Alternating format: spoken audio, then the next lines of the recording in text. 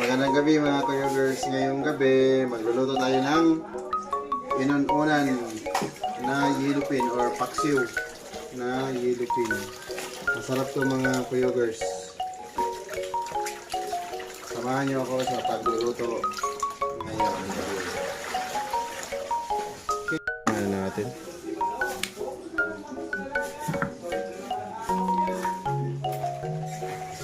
Picture mo muna yun ito kasi ipopost natin ito.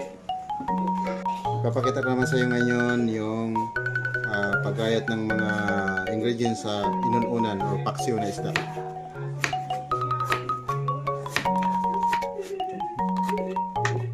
Bakbo pa.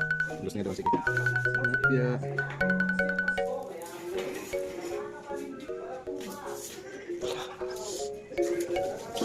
Tapos ipas form yun po yan. Kalahati lang. Asan yung maliit-liit nitong kutsilyo na to? Yung itong haba.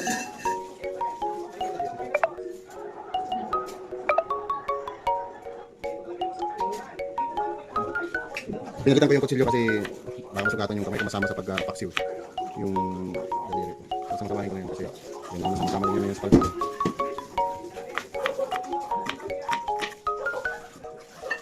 Tapos bawang. Kalahati lang para bukas naman yung iba. Nagtitipid kasi ako ngayon. Kasi ano naman ang mga bilihin nagtitataasan. Sahod na lang ang hindi.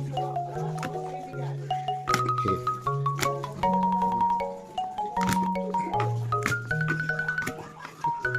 Tapos pag usually pag nagluto kami ng may kasamang talong at saka ampalaya. Mas masustansya, hindi na yung isda ang masustansya kasama doon. Sinasamahan ko ng mga 5 pirasong siling pampaganda. Kaya ito muna unahin ko.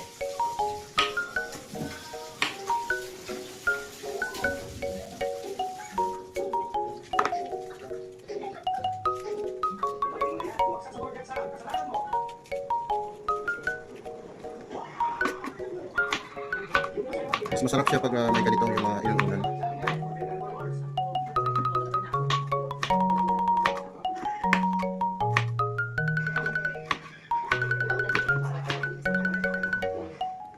Tapos talong.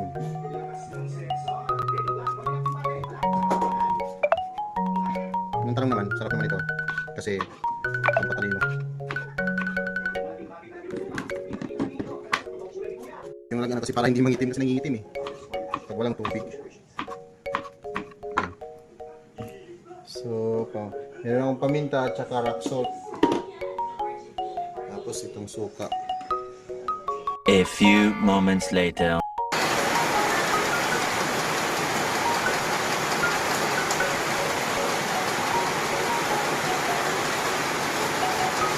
Ang bango.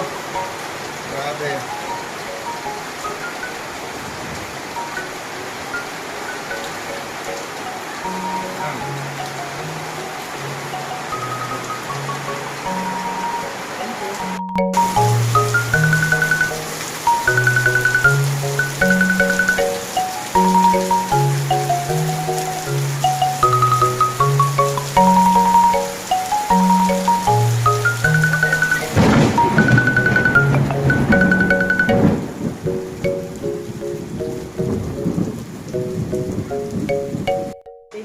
Okay. Ito na yung resulta ng luto natin mga viewers. Kung gaano siya, sarap. Actually, itong part na to. Kaya natin. Tapos sabawan natin at samahan natin syempre itong palaya sa Bisaya. Tapos ito, pampaganda. Pampagwapo ito kasi lalaki pala ako. So yung talong, ito. Para maragdag kanta matalino ba. Okay.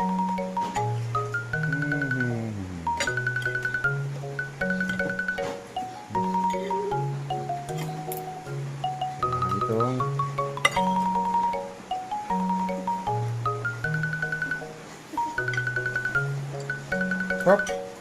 tamang-tama yung Ang alat niya, tapos nandun yung lasa ng palaya, pait-pait. Tapos yung tawag yan, mas maganda nito yung sili. May siling pula. Pero siyempre para ano yun, pampatigas yung sili na labuyo ng katawan.